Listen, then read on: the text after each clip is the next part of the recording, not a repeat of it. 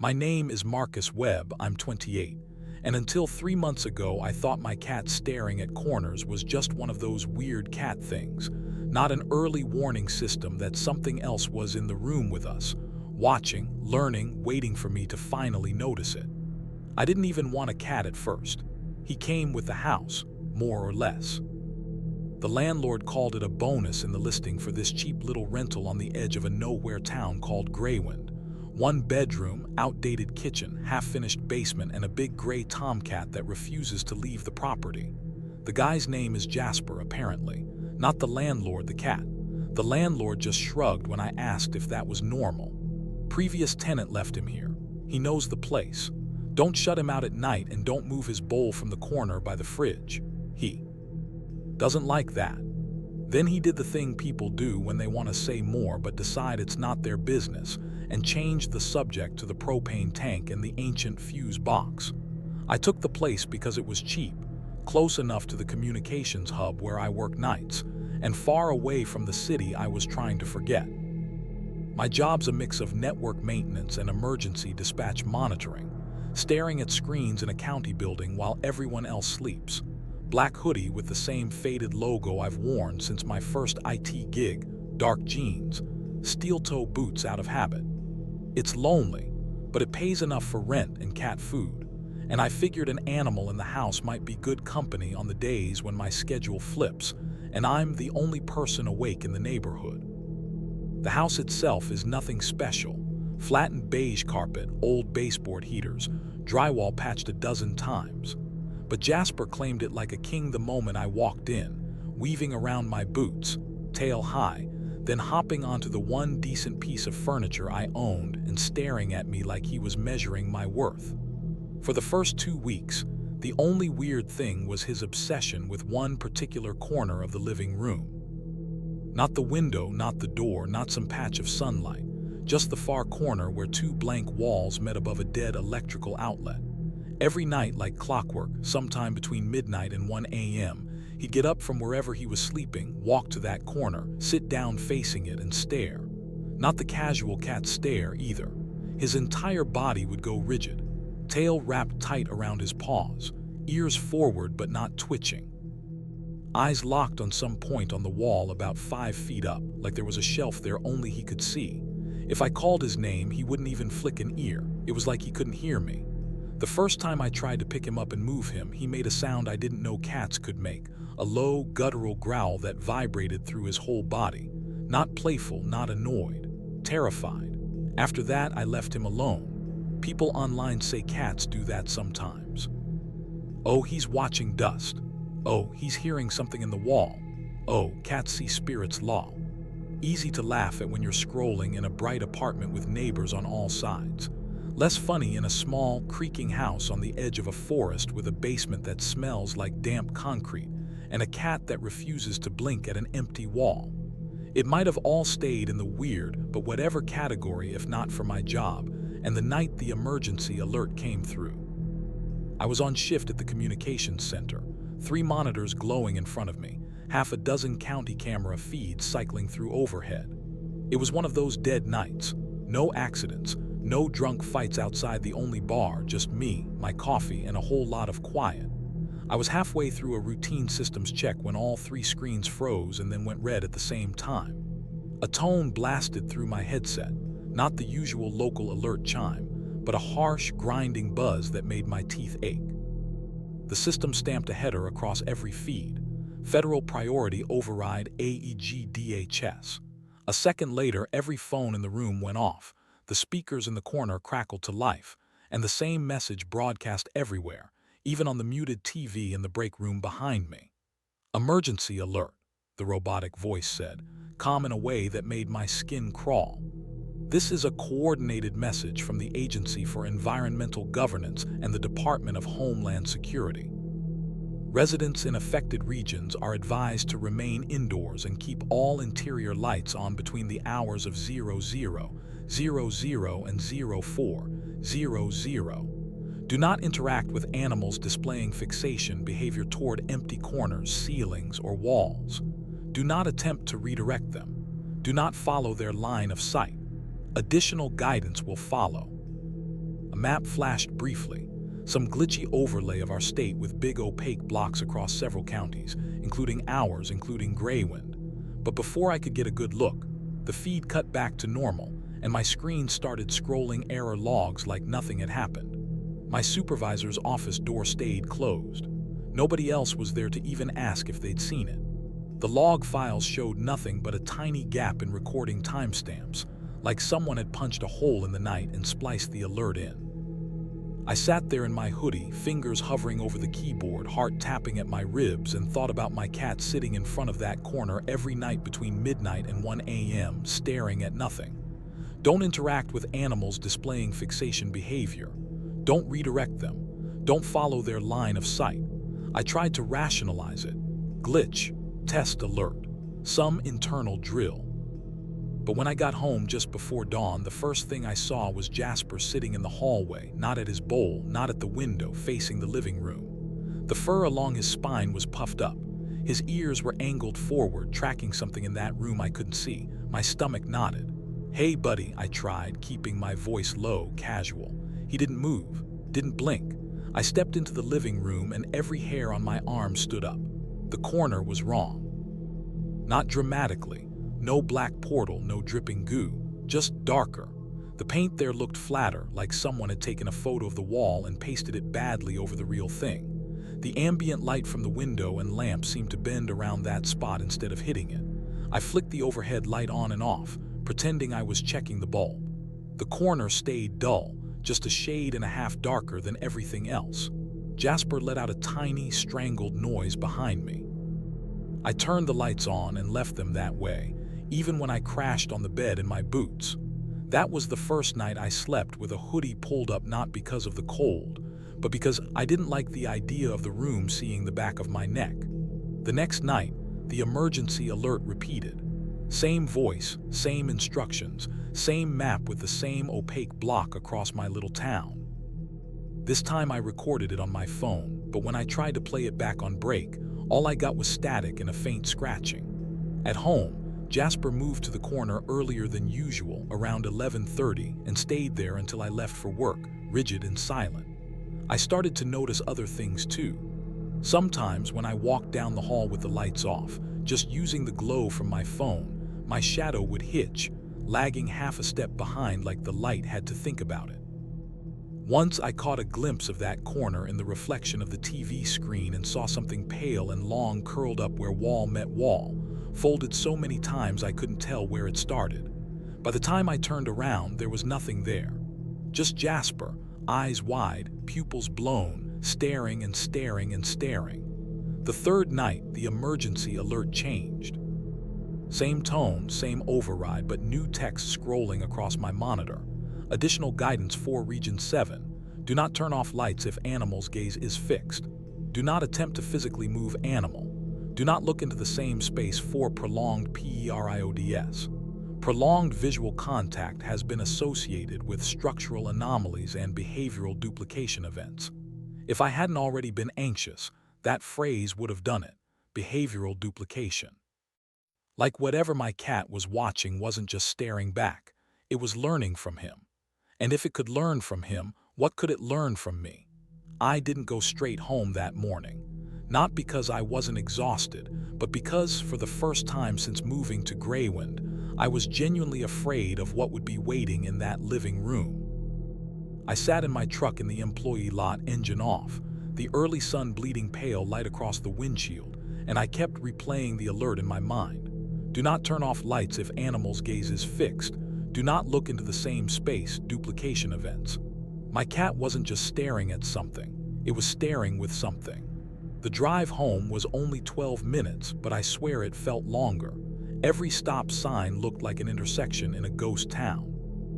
Every porch light flickering in the daylight made my pulse jump.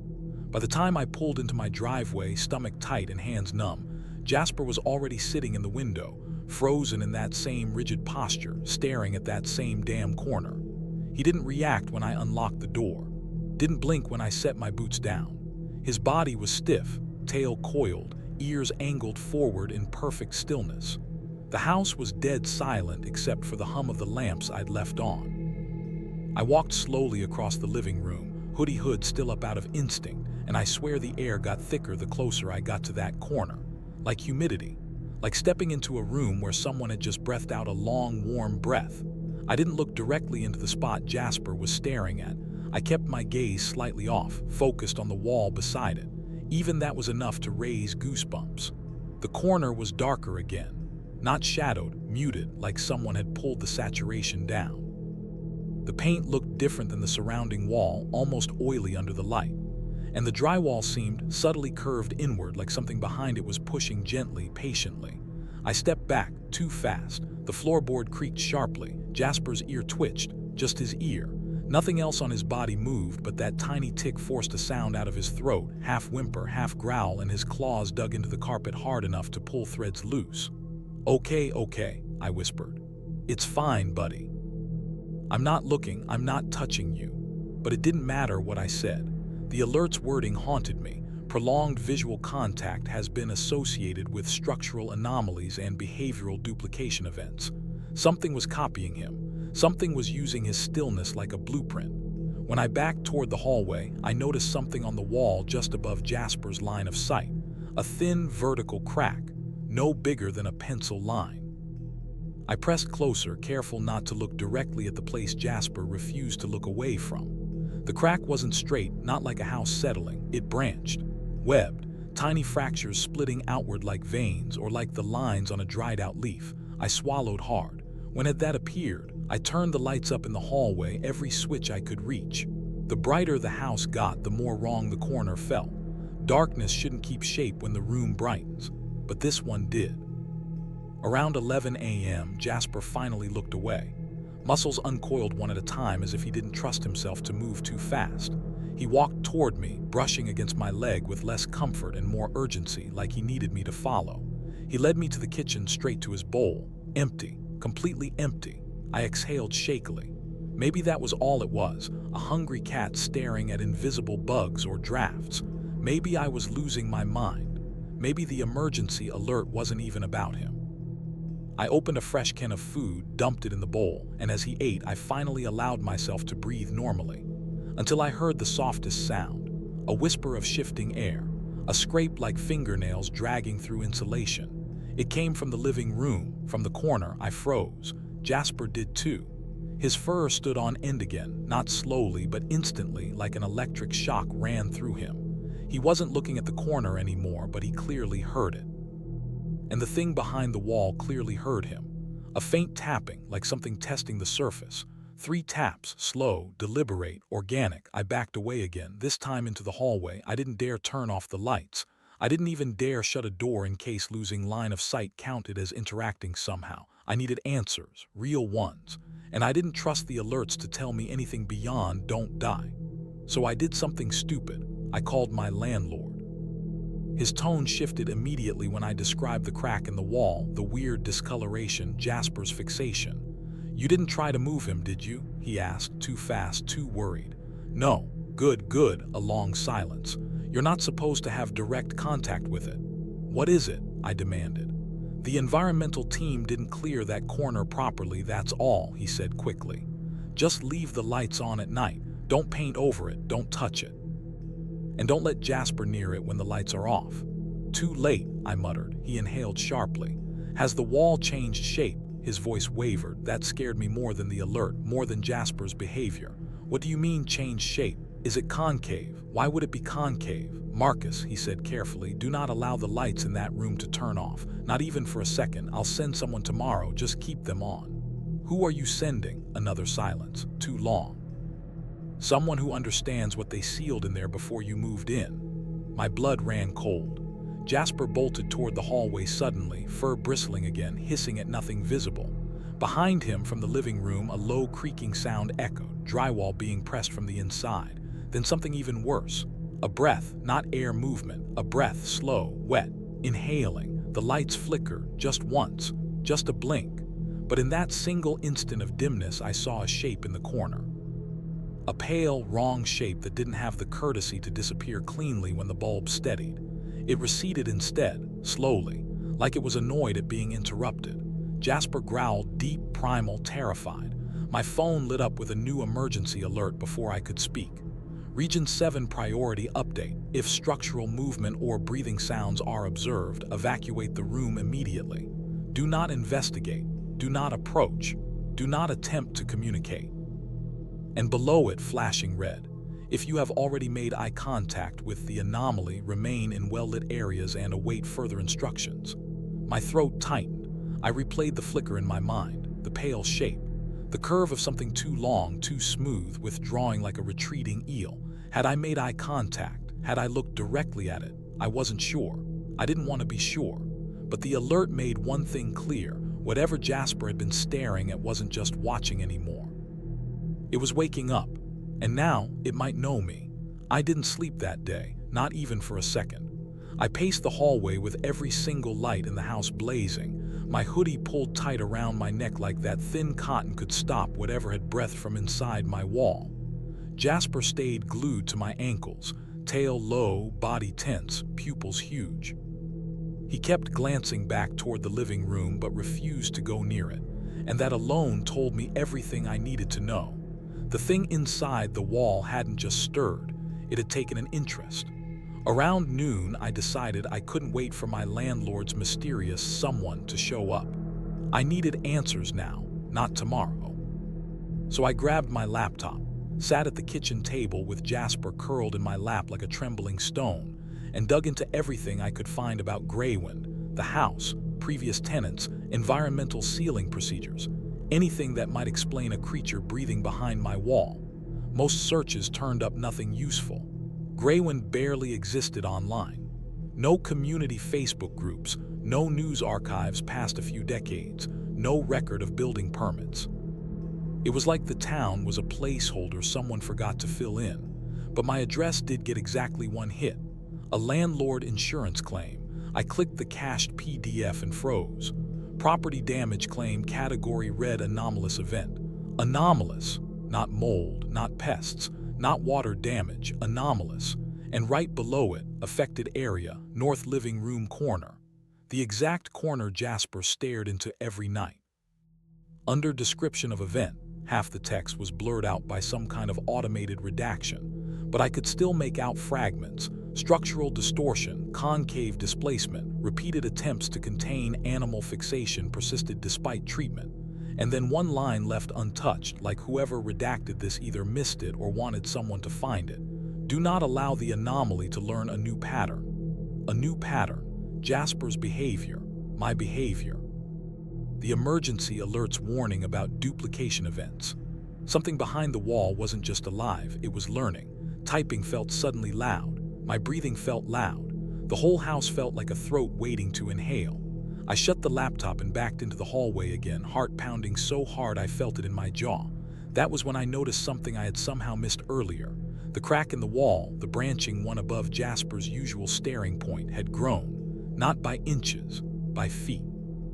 It stretched from the baseboard to nearly the ceiling now, a jagged seam like the house had been unzipped. And the edges of the crack weren't white drywall, they were pinkish, damp, like skin pulled too thin. I didn't dare get closer, but something in my peripheral vision caught movement. The wall pulsed. A slow, steady swell outward, then inward, like something deeper inside was breathing. I grabbed Jasper and nearly stumbled backward. My brain was screaming to run out the front door, but the alert warned against leaving the room dark. If I fled and the lights shut off, the anomaly would have full access. So I stayed in the hallway, every bulb blazing, staring into the living room without letting my eyes meet the corner itself. The pulsing grew stronger. The seam widened another fraction of an inch with a soft, wet tearing sound. And then something slid forward inside the crack. Something smooth, pale, rounded. It wasn't an eye. God, I wish it had been an eye. At least eyes make sense. This was more like the side of a head, if heads could be stretched lengthwise, boneless like a white eel flattening itself to slip through a hole. There were no features, just a smooth, curved surface pressing against the split drywall like a creature testing the strength of an eggshell. Jasper hissed, low and primal. The thing froze. Then slowly it mirrored his posture, not perfectly, not instantly, more like it was studying him. A moment later, the smooth, pale surface angled downward just barely, imitating the tilt of Jasper's head. My blood ran cold. It wasn't copying us visually, it was copying our behavior. I backed farther down the hallway, clutching Jasper so tightly he dug claws into my hoodie. Behind us, the lights flickered again, just once but enough for the anomaly to react. It pressed harder against the wall, and this time a bulge pushed outward in a clear, unmistakable shape. A shoulder, a long one, too long. The drywall bowed inward, cracking at the seams with faint, papery snaps. And then my phone chimed. Not an alert tone this time, just a quiet, almost apologetic ping. New federal guidance available. I didn't want to take my eyes off the anomaly, but I also didn't want to die ignorant. So I shifted Jasper in one arm and lifted the phone with shaking fingers. Region 7 update critical priority. If structural distortion increases while lights are active, immediately respond as FOLLOWS. Do not vocalize. Do not maintain eye contact. Do not retreat into a darker room. Do not exhibit repetitive movement. Remain in a fully lit pathway. Await Phase 2 instructions.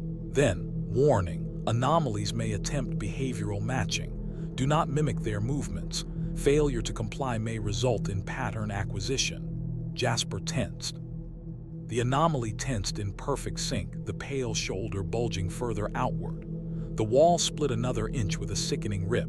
I clamped my jaw shut, terrified that even breathing too rhythmically might count as mimicking. Another message flashed. Do not allow the anomaly to complete a full emergence. Phase 2 response en route. Estimated arrival 17 minutes. 17 minutes. It felt impossible, unreachable. The thing behind my wall wasn't waiting 17 seconds. The bulge twisted slightly, angling toward the lit hallway toward us, and when the smooth surface rippled, just once, I understood why Jasper always stared at that one corner. The anomaly wasn't watching him. It was learning him, and now it was learning me. I had no weapons, no training, no clue what Phase 2 response even meant. All I had was a trembling cat, hollow walls, and 17 minutes before something finished crawling out of my living room and greeted me with a face it hadn't grown yet. The wall cracked again, loudly enough to echo. Jasper buried his head in my hoodie, and I realized with absolute dread that the anomaly wasn't just pushing through. It was trying to shape its emerging form based on what it had observed, based on us, based on me, and it was getting faster. The wall split the rest of the way with a sound I will never forget. A slow, fibrous tearing, like wet cloth ripping under tension mixed with the crackle of bones bending the wrong direction. Dust drifted down in soft gray flurries, but beneath it, something pale and glistening pushed forward, steady and patient, as though the creature behind the wall had all the time in the world to shape itself.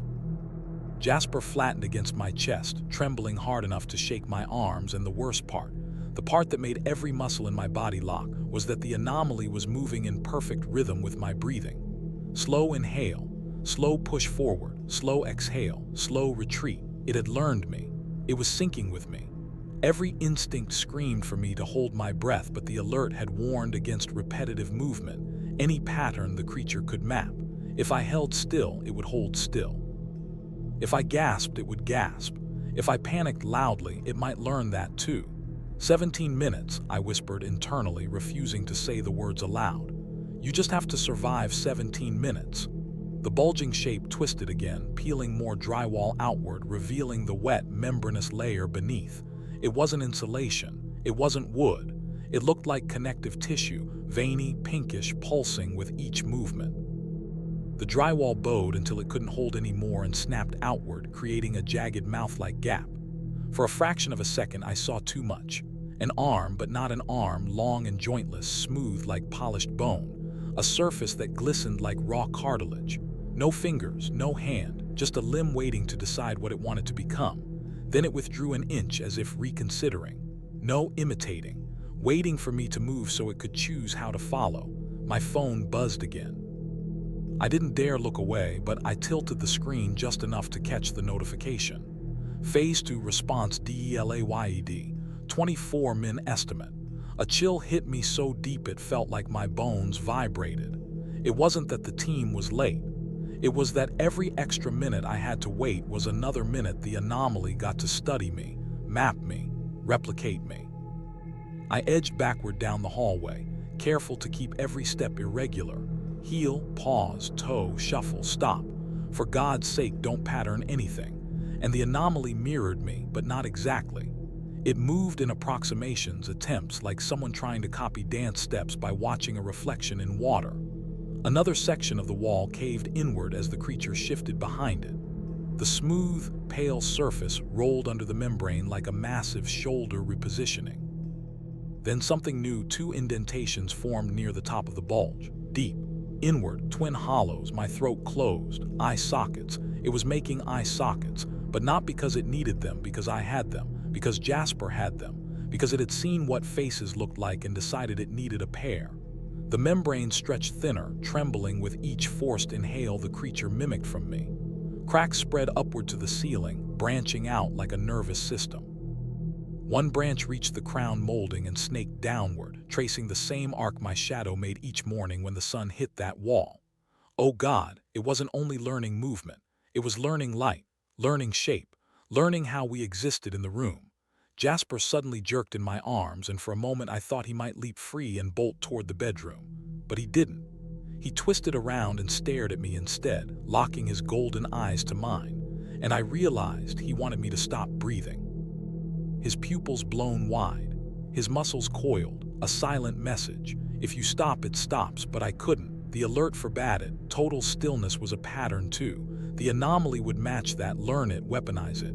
And if it learned how to be still like a human, it could hide, it could wait, it could mimic. The limb pushed outward again, this time curling at the end as if trying to guess what a hand looked like. 5 small ridges formed, too many joints, the wrong lengths. Fingers designed by someone who had only glimpsed a hand through glass. The drywall burst open in a shower of dust. I stumbled back, my boot hitting the doorframe. The anomaly's limb extended into the hallway, only a foot, only enough to taste the air. But that was enough to see the freshly formed socket indentations tilt toward me. They weren't eyes yet, but they would be soon. My phone buzzed. I didn't want to look. I had to. Phase 2 advisory. Light alone will not inhibit an anomaly that has achieved recognition phase. You must disrupt pattern acquisition. Disrupt? How? Jasper hissed suddenly, not at the creature, but at me. No, not at me, at my breathing, my rhythm. Because even though I was trying to keep it irregular, fear had taken over. My breaths had synced. Slow inhale, slow exhale, predictable, and the anomaly had matched me perfectly. I forced myself to break the pattern, gasping breaths, sharp exhales. A held breath, 2 short inhales. Jasper's eyes widened, but the anomaly reacted instantly. It jerked, confused, the limb spasming in a stuttering motion. It didn't know which inhale to copy, didn't know which pattern mattered. The membrane along the wall quivered violently. It couldn't keep up. It had learned too many fragments, not enough whole. A deep rumble vibrated through the studs as if the entire wall shivered. The limb recoiled halfway into the cavity, its false fingers dissolving back into smooth, bone-like surface. The ridge where the eye sockets had been swelled, then sank, then swelled again in a desperate attempt to maintain a stable shape. I took advantage of the confusion and staggered further down the hallway toward the front door, careful not to fall into any repeating rhythm. Jasper scrambled onto my shoulder, claws digging into my hoodie. Behind us, the anomaly began slamming against the studs, not violently, rhythmically. In the exact beat of my footsteps from the day before. The footsteps I walked every morning from my bedroom to the kitchen. It had memorized them. Worse, it was calling me, mimicking me, repeating me. The wall bulged outward again, cracking at the ceiling seam. A chunk of plaster fell, revealing more of the pale membrane beneath, pulsing, straining, desperate to finish assembling a shape it didn't yet understand. My phone buzzed a final time. Response team ETA, 41 second. Hold position in full light. Do not allow the anomaly to complete formation. 41 seconds, the longest seconds of my life. I stumbled into the foyer, flooded with the overhead bulb and the porch light streaming through the glass panels. Jasper braced himself on my shoulder, staring past me into the hall where the creature thrashed, losing coherence, failing to stabilize. It had tried to copy too many things, too fast. It wasn't built to think, it was built to mimic, and mimicry without pattern was chaos. A final convulsion rippled through the wall. The drywall ballooned outward once more, and then the front door burst open. Boots thundered into the foyer. White floodlights filled the hall. A voice behind me said, "Sir, step back. Do not speak. Do not look into the anomaly." I didn't need to be told twice. I clutched Jasper and stumbled backward as three figures in matte black armor sprinted past me, raising something that looked like industrial floodlamps crossed with sonic emitters. The lights hit the anomaly and the wall screamed. Not the creature, the wall. A low, vibrating moan as the thing inside writhed under the brightness, its half-formed limb shriveling, melting back into the cavity like wax touched by flame. The false sockets collapsed. The membrane tore away in sheets. The creature retreated so fast the studs shook. Then silence, heavy, total, absolute. The team kept their lights trained on the corner for several long seconds before the leader finally lowered his arm. "Containment breach prevented," he said into his comms. "Subject failed to reach completion phase." Then he turned to me. His visor hid his expression. "Mr. Webb," he said, "we need to talk about what your cat has been teaching it." And my knees nearly gave out, because he said it like Jasper had almost been the death of me, and like I wasn't out of danger yet. The team didn't leave. Not right away. Not even after the wall stopped pulsing and the last strips of membrane shriveled into a gray, brittle film clinging to the studs like dead skin. Instead, the three armored figures fanned out through the house, flooding every corner with harsh white light while the leader, tall, rigid voice filtered through a mask that made him sound like he lived underwater, told me to sit on the floor with my back against the far wall, and Jasper pressed trembling against my chest, as though the cat wanted to disappear inside my hoodie entirely. And I obeyed because my legs weren't strong enough to hold me anyway. The leader crouched a few feet away, floodlights still pointed down the hall where the anomaly had retreated, and said my name slowly, like testing whether I could still respond to it. "Mr. Webb, your residence was red-zoned years before you moved in," he said, tone clinical. "The organism inside that wall has been present here for a minimum of 13 years. It should not have been active. It should not have been capable of advancing to recognition phase." I stared at the ruined drywall and managed hoarse. "Then why did it?" He hesitated, visibly iron still, but I could feel the pause like a tremor in the air. "You introduced a catalyst," he said. "Or more accurately, your cat did." Jasper's ears flattened at the sound of his own species being implicated. The leader continued, "Animals with high observational fixation accelerate anomaly cognition. Your cat stared long enough, consistently enough, that the organism acquired a stable behavioral sample. It began constructing a learning pattern. From there, it only needed additional stimuli. You." The guilt hit me like a physical blow. Every moment I'd spent crossing that room in predictable ways, every night I'd fallen asleep on the couch, every sound, every habit, every breath, it had been documenting me. "Why warnings then?" I asked. "Why the alerts?" He looked briefly toward his techs, still sweeping high-powered lights across the cracked wall, before answering. "Federal containment protocols require citizen advisories when a dormant anomaly shows signs of mobility. Unfortunately, information above your clearance level cannot be fully disclosed. The alerts were designed to modify your behavior, not explain it. Modify, not explain. So every contradictory rule, don't move the cat, don't turn off lights, don't mimic the anomaly, don't stop breathing, don't breathe rhythmically, hadn't been for my survival so much as preventing the thing from finishing its construction." "What was it trying to make?" I whispered. His visor turned toward me. "A copy, incomplete but functional, a parasitic form that mimics resident patterns to spread unnoticed." My skin crawled. "So, what now?" "Now," he said, standing to full height, "we suppress it." His team deployed devices, metal cylinders that unfolded with mechanical clicks along the edges of the living room. Rings of red light flickered out, forming a perimeter. Jasper hissed at one, unsettled by the vibration. "Stand back," the leader ordered. "Do not close your eyes. If you hear anything familiar, do not respond." Familiar. A terrible word in that moment. The lights on the perimeter units brightened until the air shimmered. The cracked wall began to hum, a dry, papery vibration that made my molars ache, and then something scraped the studs from inside, slow and deliberate. The temperature dropped so sharply my breath fogged. A voice whispered, not loud, not clear but familiar, my voice. My own voice frayed at the edges like a bad recording coming from inside the wall. "Marcus," the leader stepped forward. "Do not acknowledge it." The voice repeated my name, closer this time, gaining shape as if the creature inside were pressing its forming vocal cavity to the crack. "Marcus, help!" Jasper hissed so hard he choked, burying his head under my chin. The leader raised his device, something between a spotlight and a cannon, and aimed it directly at the tear in the wall. "Final warning," he said. "It will attempt emotional replication. Maintain non-recognition." The voice sharpened, cleaned, stabilized. Now it didn't just sound like me, it sounded like me when I was afraid. "Please," it begged, voice breaking. "It hurts."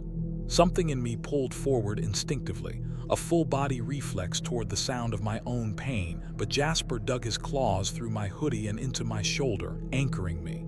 The leader fired. A column of white-blue light slammed into the wall. The membrane rippled violently, the studs groaned, and the false voice twisted into a distorted imitation. Still my voice, but warped into a shriek as the anomaly recoiled deeper into the cavity. The entire wall convulsed like a living thing struck through the spine.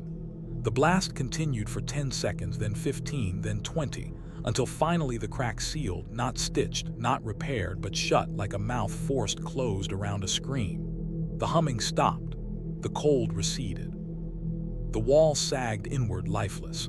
"Containment complete," one of the techs announced. "Organism forced into regression." The leader lowered the weapon, exhaling, once quiet, controlled. He turned back to me.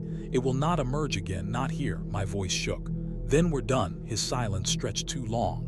"Not entirely. You have been pattern exposed. It attempted vocal replication of you." My heart thudded painfully. "Does that mean it recognizes me?" "It means," he said slowly, "that it began constructing a likeness. And unfinished constructs sometimes leak into adjacent zones." "Leak. Your pattern was incomplete. It may seek completion elsewhere. You must remain in illuminated spaces for the next 6 months while we monitor for external manifestations." 6 months. Lights on. Never in darkness. Never predictable. Never still. "And my cat?" I asked quietly. "He is a primary catalyst," the leader said. "Keep him."